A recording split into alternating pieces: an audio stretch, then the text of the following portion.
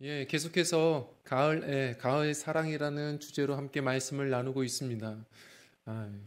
우리 가을에 생각날 수 있는 단어들 하나씩 한번 떠올려 보면서요. 이때에 우리가 묵상할 수 있는 주님의 말씀을 한번 같이 깊이 생각해 보려고 합니다. 오늘의 이제 제목입니다. 우리 같이 읽겠습니다. 시작. 축복의 편지입니다. 가을은 편지의 계절입니다. 우리 성도님들 요즘에 편지를 받아보신 적 있으십니까? 이메일 말고요. 손편지, 봉투에 담긴 편지, 이런 편지를 받아보신 적 있으십니까? 가을은 편지의 계절이라고 하는데 사실 요즘에는 손편지, 봉투 편지를 받아보기가 참 힘든 세상이 아닌가 싶습니다. 그런데 저 또한요, 오랫동안 그런 편지를 구경해 본 적이 없는데 이틀 전에 교회 오는데요. 이렇게 이쁜 편지 봉투 빳빳하게 3개나 왔어요. 그래서 나름 가을이구나. 기대를 가지고 한번 이렇게 봤습니다. 그래서 기대가 순식간에 사라지죠. 첫 번째 보내신 분은 안씨예요. 안양시청. 얀센 백신 지자체 자율접종 안내. 그리고 두 번째는 성시, 성서침례대학원 대학교 모집요강. 그리고 세 번째 분은 제가 되게 싫어하는 분이 보냈어요. 신씨입니다. 신천지. 별 편지가 다 와 있어요. 어떨까요? 기분이 별로 감동도 없고 어떤 거는 감정만 상하죠. 우리는요, 편지가 좋다고 하지만 생각해 보십시오.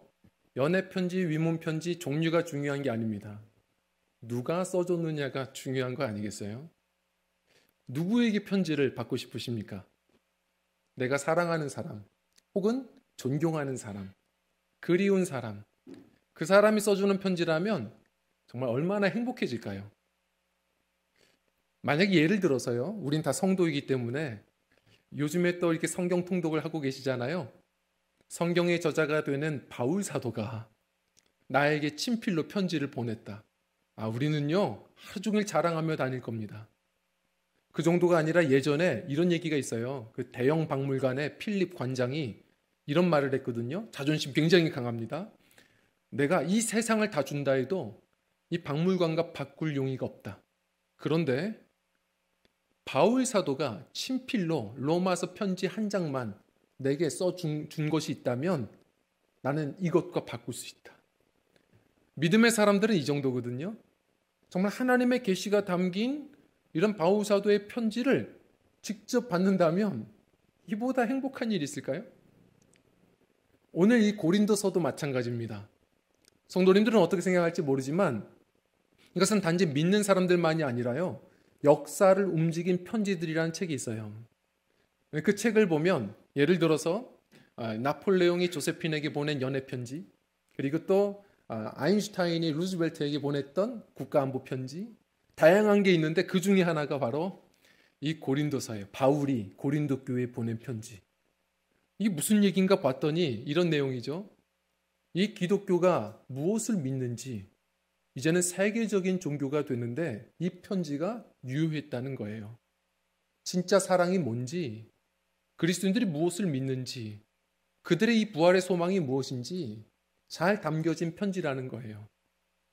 성도님들, 이런 편지를, 이 가치 있는 편지를 직접 받은 고린도 교회 성도들은 어땠을까요? 물론 그 고린도 교회 안에도 내분이 있었고요. 그래서 바울을 싫어하는 사람들도 있었어요. 그러나 바울을 존경하는 사람들, 바울을 그리워했던 사람들은 그 바울의 편지를 받자마자 너무 행복했을 겁니다. 다 모여요. 바울 선생님이 우리에게 편지 써줬어요. 사람들이 설레었을 것이고 모여들었을 것이고 그때 이 편지를 열어서 읽기 시작했을 겁니다. 이 귀한 편지를 지금 읽고 있는데 신기한 이야기를 하는 거예요. 뭐라고 이야기하죠? 오늘 3절 말씀 한번 읽어보겠습니다. 시작. 너희는 우리로 말미암아 나타난 그리스도의 편지니 이는 먹으로 쓴 것이 아니요 오직 살아계신 하나님의 영으로 쓴 것이며 또 돌판에 쓴 것이 아니요 오직 육의 마음판에 쓴 것이라. 아멘. 바울이 쓴 편지 정도가 아니라 그리스도가 보낸 편지가 있대요. 그게 뭐지? 그런데 뭐라고 말해요? 너희가 그리스도의 편지다. 신기한 이야기를 하는 거예요. 너희가 그리스도의 편지야. 바울 사도의 편지도 위대한데 우리가 성도가 그리스도의 편지라는 거예요. 이 그리스도의 편지가 무엇을 의미하나요? 성도님들, 우리가 오해하면 안 돼요. 제가 예전에 성도들 사이에 이런 편지들이 돈다는 이야기를 들었거든요. 우리 성도님들은 아닐 거예요. 그런데 기사를 읽다가 그 편지 내용을 읽고 좀 제가 화가 났어요. 혹시 이런 편지를 주고받으신다면 멈추셔야 돼요. 이런 편지, 유명했던 편지가 있습니다. 제목이 예수 그리스도의 편지거든요. 제가 좀 읽어드릴게요. 이 편지는 예수님께서 당신에게 보내는 것입니다. 예수님은 당신의 모든 어려움이 다 지나갔다고 하십니다. 멀지 않은 날 당신은 축복을 받을 것입니다. 만약 당신이 예수님을 믿으신다면 이 편지를 14명에게 친구에게 보내주십시오. 이 편지를 무시하지 않고 전달해 주시면 예수님이 오늘 저녁 당신의 2가지 문제를 해결해 주실 것입니다. 그리고 올해가 가장 행운이 따르는 한 해가 될 것입니다. 이게 뭡니까? 이게 무슨 그리스도의 편지입니까? 이것은 오래전에 유행했던 행운의 편지, 그냥 예수님의 이름 팔아다가 신종 사기로 이야기하는 그런 행운의 편지입니다. 성도들은 이런 거에 우리가 휘둘려서는 안 되거든요. 그런데 이런 편지, 왜 이런 편지가 돌까? 저는 생각해 봤어요. 왜 성도들이 이런 편지가 유행이었을까? 좀 찾아봤습니다. 우리는 기억해야 합니다. 주님이 그리스도의 편지라고 얘기했을 때에는 우리가 잊지 말아야 될 것은 행운의 편지가 아니에요. 행운의 편지가 뭐죠? 예전에 응답하라 1988 보신 분들 있을 겁니다. 거기에서 그 정봉이 기다렸던 드디어 편지를 받아요. 설레는 마음으로 딱 열었더니 바로 선영이가 그걸 보고선 비웃죠. 이 편지를 즉각 똑같이 베껴서 7명에게 보내지 않으면 저주가 있을 것이다. 그래서 믿지 않아도요, 다 어때요? 찝찝하니까. 친구들이 불편할 거 알지만 그래도 찝찝하니까 다 친구들에게 그걸 또 써서 보냈던 우리의 초등학교 추억이 있지 않습니까? 또 걸릴까봐 익명으로 그것도 왼손으로 써가지고 다 보냈어요. 이런 행운의 편지 문화가 예전에 있었거든요. 여기서부터 왔어요. 저는 그래서 더 궁금한 거예요. 다행히 누군가가 연구해 줬어요. 행운의 편지는 또 그러면 어디서부터 시작했을까? 저는 저희 초등학교 때부터 시작한 줄 알았더니 깜짝 놀랐습니다. 1922년도 동아일보에 있어요. 바로 이 일제강점기 때에 이상한 편지가 돌고 있다. 내용은 이러하다. 호운이 있을지어다. 이 편지를 그러나 전달하면 9명에게 친구에게 전달하면 운이 따르겠지만 그렇지 않으면 저주가 있을 것이다. 사람들을 불안하게 만들어서 계속 이게 사슬편지라고 하거든요. 돌고 도는 편지가 되어버렸어요. 그런데 그러면 이게 그때서부터 시작된 걸까? 또 아니더라고요. 일본에서 건너온 거고 일본은 미국에서 건너온 거고 제가 거슬러 올라가 보니까 뭐라고 하냐면 중세 천사의 편지서부터 시작되었다 합니다. 이게 무슨 말이냐? 제가 뭘 얘기하고 싶냐면 그리스도인들이 신종, 지금 속아서 서로가 나누었던 실수가 아니라 중세에 그리스도인들로부터 시작했다는 거예요. 그 당시에 유럽에 수많은 전쟁이 있을 때 성도들이 불안하니까 예수님이 보낸 편지라고 서로가 속여서 서로가 그걸 나누면 선물처럼 받아서 그걸 믿고 몸에 붙이고 다니고 가지고 다니고 그러면서 전쟁에 나가고 효험이 있다고 믿는 사람들이 나중에는 그걸 가지고 선물로 전쟁이 끝나는데도 행운과 저주를 담아다가 사람들에게 나누고 저는 보면서 느꼈습니다. 믿음의 사람들이 이럴 수 있구나. 우리 성도들은 기억해야 합니다. 우린 믿음의 사람이라고 말하는데 뭘 믿는지가 중요해요. 어떻게 믿는지가 중요합니다. 성도는 부적을 믿는 사람들이 아닙니다. 성도는 주님의 살아계신 말씀을, 약속을 믿는 사람들이에요. 성도들은 잠시 있다가 붙들면 허무해지는 세상 영광, 행운을 주는 사람들이 아닙니다. 성도들은 예수 그리스도로 인하여 함께 얻고 누리며 나누는 주님의 축복을 우리는 전달하는 사람들, 축복의 통로들입니다. 그래서 그리스도의 편지라고 할 때에는 행운의 편지가 아니에요. 기억하셔야 돼요. 알면 알수록 실망스러운 그런 편지들이 되시면 안 됩니다. 우리는 말씀 그대로를 먹고 나누는 그리스도의 훌륭한 축복의 편지들이 되어야 합니다. 왜 축복의 편지라고 이야기했을까? 자, 그리스도의 편지의 의미를 이제 좀 살펴보려고 해요. 우리 첫 번째로요. 축복의 편지라고 우리가 이야기하는 이유는요. 첫 번째로 우리 함께 읽겠습니다. 시작. 그리스도께서 보내시는 편지입니다. 그리스도의 편지라고 말하는 걸 생각해 보세요. 그리스도께서 보내시는 편지인 거예요. 우리 3절 말씀 다시 한번 읽어볼게요. 3절입니다. 시작. 너희는 우리로 말미암아 나타난 그리스도의 편지니 이는 먹으로 쓴 것이 아니요 오직 살아계신 하나님의 영으로 쓴 것이며 또 돌판에 새긴 것이 아니요 오직 육의 마음판에 쓴 것이라. 아멘. 기억하십시오. 우리가 때로는 스스로가 형편없게 느껴질 때 있지만 스스로 초라하게 느껴질 때도 있지만 누구도 지울 수 없는 그 마음에 주님의 친필 사인 있는 사람들이 그리스도인이라는 거예요. 우리는 누구냐? 그리스도의 편지예요. 이게 어떤 의미라고요? 주님의 것이에요. 많은 성도들이 자존감이 상황에 따라 업다운돼요. 이건 성도가 아닙니다. 성도들은 변함없는 주님의 주시는 약속 안에서 건강한 자존감을 가지고 사셔야 돼요. 우린 누구냐? 변하지 않는 그리스도의 것, 그리스도의 편지예요. 우리는 그리스도께서 보내시기로 작정해서 부르신 그리스도의 편지예요. 자, 기억하십시오. 제가 늘 말씀드리지만 예를 들어서 우리 손유순 지사님 제가 이렇게 얘기하면 갑자기 깜짝 놀라실 거예요. 왜 갑자기 내 이름을 부르지? 내가 지금 뭔가 딴짓했나? 아니면 내가 지금 뭐 심부름 시킬 게 있으신가? 뭐 필요한 게 있나? 막 생각하시겠죠? 우리가 왜 그런 생각을 합니까? 사람이 불렀다는 것은 부른 이유가 있는 거거든요. 그럼 기억하셔야 돼요. 하나님이 우리를 성도로 부르셨다는 것은 하나님은 싱겁지 않으세요. 다 부름의 뜻이 있는 거예요. 성도에게는 모두가 다 저마다의 소명이 있는 겁니다. 형편없는 거 주님이 모르실까요? 우리의 상황을 주님께서 모르시겠습니까? 그러나 주님은 분명한 우리 한 사람 한 사람을 향한 뜻이 있으시다고요. 우리는 그리스도의 편지예요. 단 한 사람도 수치인 불명의 편지가 없어요.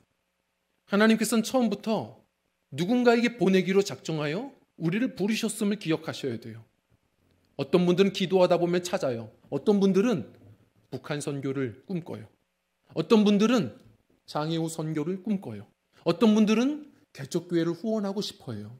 어떤 분들은 또한 외국인 근로자들을 돕고 싶어해요. 수많은 사람들이 저마다 다르겠지만 하나님이 그들을 위로하고자 그 사랑을 나누고자 작정하셔서 한 사람 한 사람들을 부르셨다는 거예요. 다 사명이 있어요. 하나님의 뜻이 있어요. 하나님의 것이고 주님의 편지예요. 예전에 10년 전인가요? 황당한 경험을 한 택시기사가 있습니다. 이 사람이 뭐라 그러냐면 뒤에 있던 아주 젠틀한 이 손님이 마지막에 팁이라고 해서 뭐 팁을 주겠다고 해서 뭘 건네주더래요.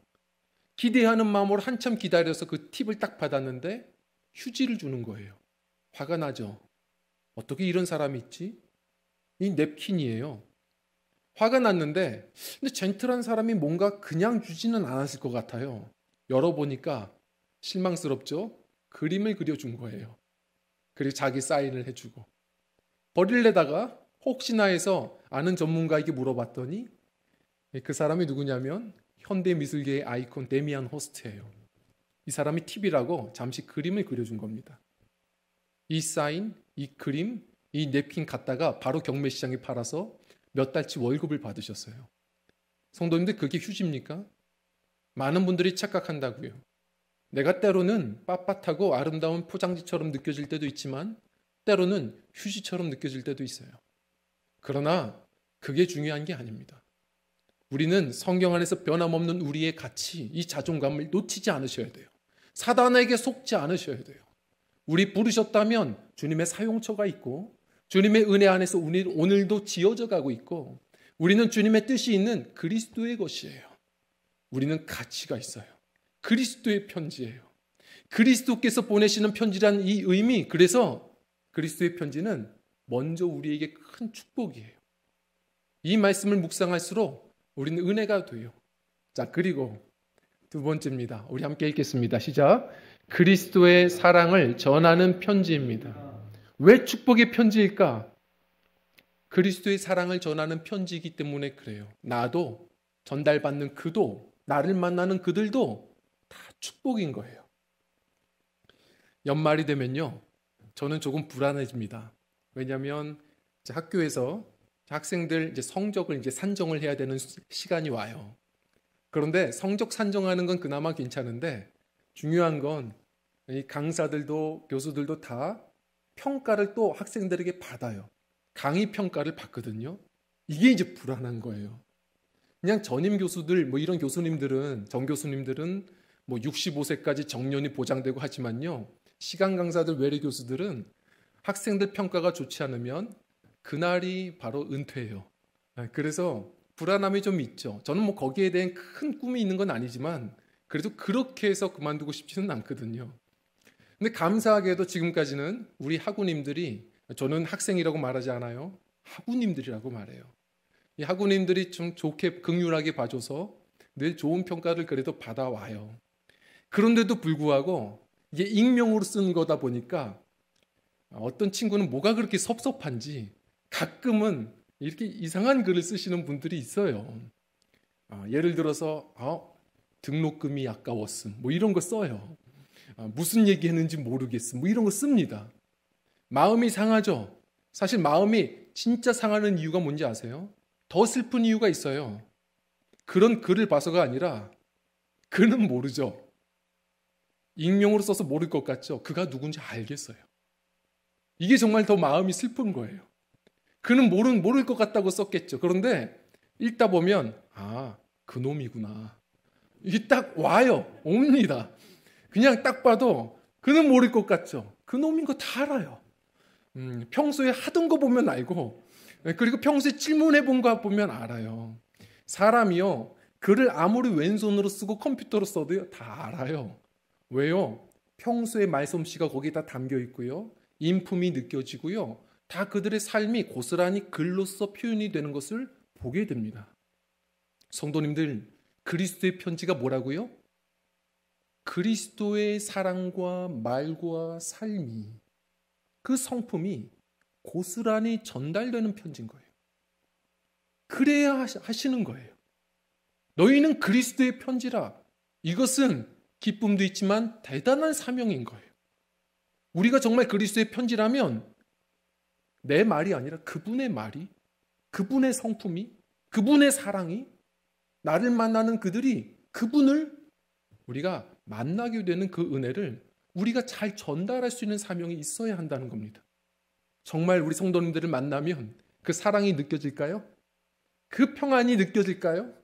한번 우리 점검해 보죠. 제가 며칠 전에 그 기사를 보다가 좀 가슴이 따뜻해지더라고요. 참 따뜻한 편지예요. 처음에 그 기사 제목이 뭐였냐면 층간소음으로 시작을 해요. 그래서 또 뻔하구나. 어디서 또 사고가 났구나. 싸움이 났구나. 그런데 내용이 전혀 달라요. 층간소음으로 시작했는데 감동의 이야기예요. 그래서 가만히 봤더니 이런 내용이에요. 윗집에 있는 이 아주머님이 아이가 아팠었나 봐요. 편지를 먼저 아랫집에 있는 할아버지에게 썼어요.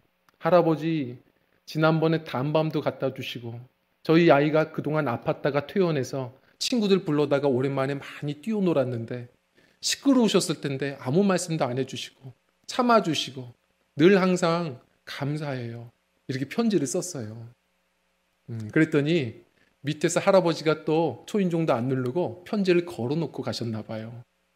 누구 엄마, 아이 이름이 참 정겹네요. 걱정하지 마세요. 혼자 외롭게 사는 노인에게는 아이들의 뛰노는 소리마저도 위안이 된답니다. 그러면서 아이가 좋아할 만한 빵들을 막 사다가 또 걸어 놓으셨대요. 참 오늘날 이런 편지들도 있구나. 참 우리가 그리스도의 편지라고 하면 좀 그런 따뜻한 편지여야 하지 않을까 좀 생각이 들더라고요. 기억하십시오. 마틴 루터라는 이 종교개혁자가 뭐라고 얘기했습니까? 종교개혁자 뭐라고 말했냐면 잊지 마셔야 돼요. 아주 중요한 말입니다. 성도는 성경을 통해서 예수를 보지만 불신자들은 성도를 통해서 예수를 봅니다. 기억하셔야 합니다. 우리는요, 성경을 통해서 예수님을 늘 만나야 돼요. 성도는 그럴 수 있죠. 그러나 믿지 않은 분들이 어떻게 성경부터 보고 성경을 또 이해하겠습니까? 믿지 않은 분들은 분명해요. 예수를 믿는 사람들을 통해서 예수를 보는 거예요.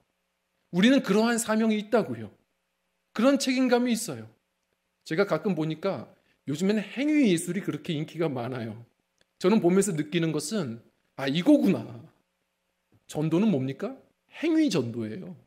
말을 잘한다고 전도가 아니고 전도지가 좋다고 해서 사람들이 받는 것도 아닙니다. 우린 늘 기억해야 합니다. 보는 눈들도 많습니다. 우리가 있는 살아가는 가정에서부터 일터에서 살아가는 곳에서 그리스도의 사랑이 고스란히 전달되는 그런 삶의 예배자들, 성경 말씀대로 무엇으로 그분의 빛을 나타낼 것이냐? 분명해요. 착한 행실이라고 말했어요. 대단한 설교가 아니에요. 우리 많은 사람들이 그 따뜻한 빛을, 주님의 사랑을, 주님의 성품을 또한 잘 드러낼 수 있는 좋은 그리스도의 편지들, 저와 성도님들이 되시기를 원합니다. 자, 그런데 세 번째가 그래서 더 중요합니다.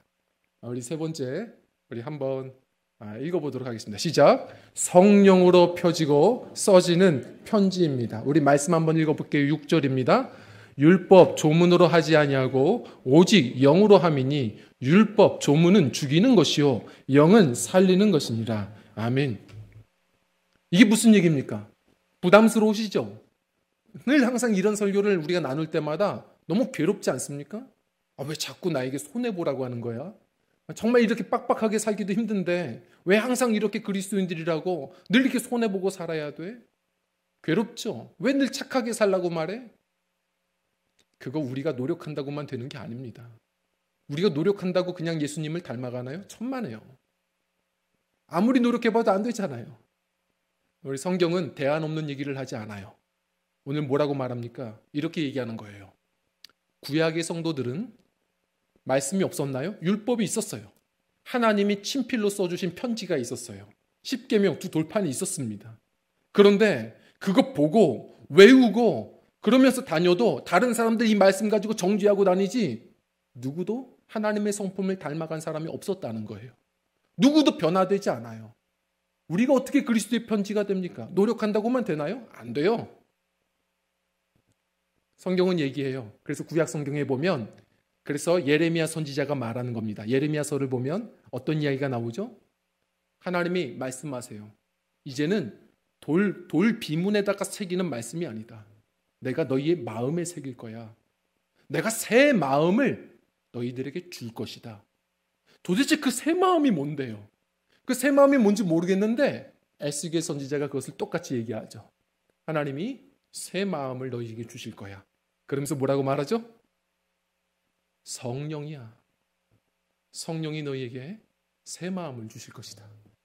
그리스도의 마음을 주시고 갈수록 그 주님의 말씀을 너희 마음에 율법에 성경책 아무리 좋은 것 가지고 들고 다니고 외우고 다녀도요 사람 안 변해요. 주님의 성령이 우리 안에 이 말씀을 마음에 새겨주셔야 돼요. 그래서 성도님들 말씀이요 많은 분들이 지식이 되시는 분들이 있어요. 말씀이 지식이 되면 교만해져요. 성령 안에서 말씀을 섭취하셔서 내가 자랑하는 게 아니라 순종하셔서 성령 안에서 말씀이 지식이 아니라 양식이 되셔야 돼요.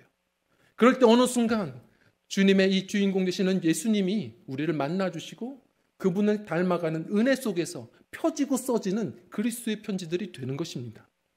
이런 분들이 있어요. 아니 왜 어떤 성도라고 하는데 성도가 그럴 수가 있습니까? 어떻게 그리스도인이 뉴스에 그렇게 나올 수 있습니까? 그럴 수가 있습니까? 실망하는 분들이 많아요. 제가 늘 말씀드리잖아요. 이거 잘 기억하셔야 됩니다. 예수님을 믿으면 성도는 성도예요. 그리스도인이에요. 자, 그것은 분명해요. 신분은 바로 바뀌는 거예요. 내가 예수님을 주로 고백하면 은혜로 주님께서 우리를 자녀 삼아 주시는 거예요. 자, 이것은 대단한 놀라운 은혜죠. 신분은 변했어요. 그런데 뭐가 안 변했어요? 우리의 마음은, 인품은 안 변했어요. 내가 신분이 변한 거지 마음이 변합니까? 천만에요. 그리스도인들, 우리가 또한 은혜 안에서 순종하지 않고 살면 평생 그 마음 그대로예요. 나중에 권사가 되고 장로가 되고 신학교 가서 목사 돼도 다 똑같습니다. 이렇게 말씀을 드리면 편해요. 우리가 처음 예수님을 우리가 믿고 신앙생활을 시작하면 우리의 마음의 상태가 요런가요? 아니면 요런가요? 어떤 모양이죠? 이것도 아니고 이것도 아니에요. 예수님께 우리가 처음으로 나올 때 예수님을 주로 고백하면 그때 우리의 상태는요, 이미 이런 상태예요. 이런 상태. 내 마음대로 살아왔거든요. 우리는 그냥 죄를 즐기며 살았거든요. 엉망진창이에요. 마구잡이로 살았고 우리의 마음은 엉망진창입니다. 그런데 주님의 은혜로 예수님을 주로 고백했을 때 이 상태지만 하나님이 자녀 삼아 주시는 거예요. 은혜죠. 은혜인데 여전히 우리의 마음은, 인품은 이 상태라고요. 그런데 불구하고 성령께서 이제 함께 하셔서 계속 우리의 마음에 주님의 말씀을 새기시는 거예요. 야, 너 용서해. 용서해? 그런 말씀을 주시고 지혜도 주시고 그런 감동도 주세요. 집에 가서 용서해 보려고 하는데 나의 남편이 용서가 되나요? 30년 동안 내가 그렇게 미워했는데 갑자기 용서가 돼요? 조금 노력하려다가 살아온 게 있어서 다시 또 굽어지죠. 힘들어요, 용서하는 게. 낯설죠. 주님의 말씀대로 사는 거 불편해요. 다시 그로 돌아가요. 그런데 또 예배드리고 기도하면 또 용서하래요. 그럼 요만큼 또 노력해요. 우리 신앙생활 이렇게 가는 겁니다. 기도하래요. 아니 바빠 죽겠는데 무슨 기도해요. 그런데 순종하고 기도해보는 거예요. 기도하다가 또 바쁘니까 안 하다가. 감사하래요. 아니 지금 삶이 형편이 이런데 무슨 감사해요. 그런데 또 감사하라고 하면 조금 해보다가 또 불편하니까 원망하고 또 불평하다가 이렇게 가는 겁니다. 이게 우리의 모습이에요. 그런데 기억하십시오. 주님께서는 계속 우리에게 말씀으로 성령 안에서 은혜 주시고 지혜 주시고 힘 주셔서 조금씩 우리에게 야, 너 해야지. 너 힘내. 내가 함께 할게. 자꾸 말씀 주시는 거예요. 그러다 보면 스트레칭 해보셨어요? 굽은 몸을 막 피잖아요. 얼마나 찐땀 나는지 몰라요. 괴로워요. 그런데 그러다 보면 어느 순간 그 자세가 편해지기 시작하죠. 건강해지죠. 우리의 신앙생활도 은혜로 가다 보면 어느 순간 이게 편해져요. 어느 순간 거짓말이 불편해지지 참말이 편해져요. 어느 순간 용서가 마음 편해져요. 조금씩 주님의 은혜 안에서 이렇게 살아와 봤더니 내가 이만큼 그래도 펴져 있는 거예요. 성령 안에서 그 은혜 안에서 우리가 살아갈 때 갈수록 말씀이 새겨지고 펴지고 써져서 아십니까? 이런 우리를 펴서 누군가에게 그리스도의 편지로 자꾸 보여주시는 겁니다. 끊임없이 이 과정을 멈추지 않으셔야 합니다. 주님 오실 때까지 우리는 계속 공사 중입니다. 느려도 실망하지 마시고 공사는요, 부도 안 나면 돼요. 우리 주님 은혜가 있다는 것을 기억하고 날마다 말씀 안에서 용기 내어 또 순종하여 어느 순간 예수님의 마음이 내 마음이 되고 그래서 내가 무릎 꼬집고서 노력하는 것이 아니라 어느 순간 그리스도의 성품을 많은 이들이 나를 통하여 보게 되는 그런 좋은 그리스도의 편지들이 되어가는 저와 성도님들이 되어야 할 줄 믿습니다. 이 두 분을 좀 소개하고서 말씀을 정리하려고 합니다. 좀 소개하고 싶었어요. 이분들이 누구냐? 이번에 많은 우리 국민들이 잘 몰랐다가 이번 문재인 대통령 이 G7 정상회담에 참여하셔서 연설하고 오는 길에 오스트리아 순방을 잠시 하시죠. 오스트리아 순방을 해서 그 짧은 일정 속에 이 두 분을 찾았고 편지를 나눴고 선물까지 드려서 오히려 우리 국민들이 그것 때문에 많이 알게 된 두 분이에요. 이 두 분이 누굽니까? 마리안느 수녀님과 마가레트 수녀님이에요. 이 두 분은 어떤 분들인데요? 왜 그렇게 나라를 대표해서 대통령이 고마움을 표현했을까요? 이 두 분들은 지금 오스트리아에 있어요. 한 분은 요양시설에서 치매기도 앓고 계세요. 그런데 이 두 분은 꽃다운 나이에 바로 이 한국 땅에 와서 평생을 한국에서 살아오셨어요.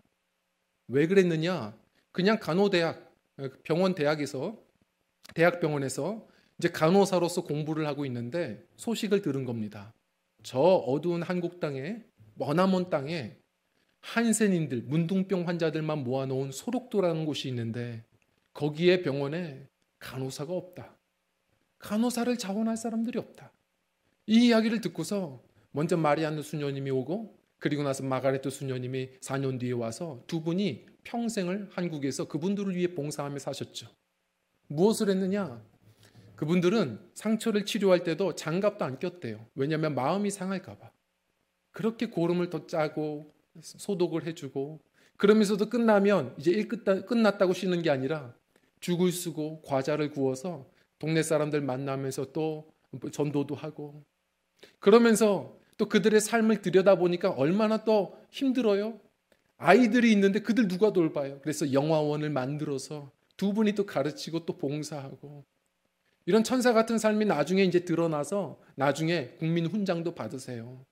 그러나 그런 분들이 딱 나이 70이 넘어서 어느 날 1996년도에요. 어느 날 이른 새벽에 도망을 가버립니다. 이 두 분들이 어디 갔을까?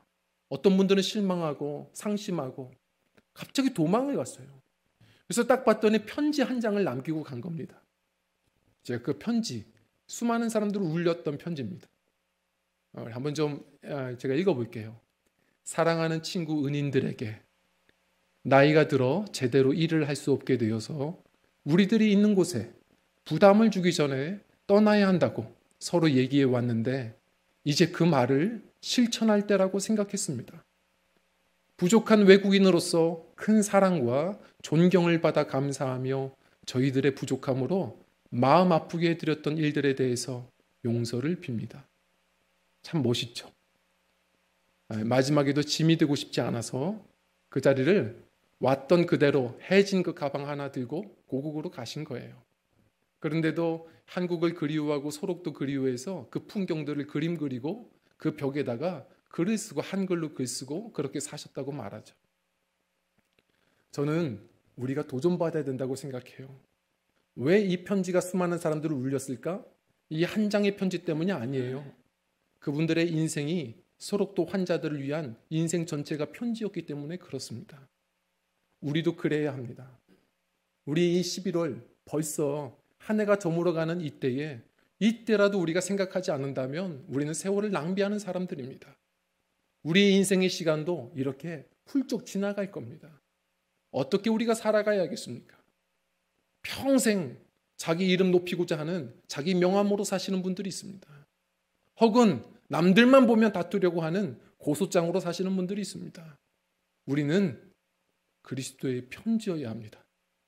그리스도의 편지, 만나면 알면 알수록 실망스러운 그런 행운의 편지 말고요.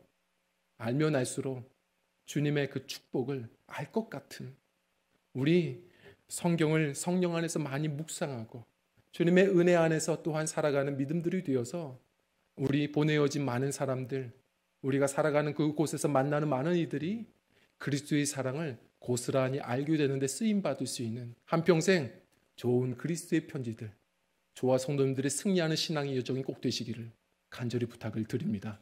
우리 함께 찬양하고 기도하는 시간을 갖겠습니다.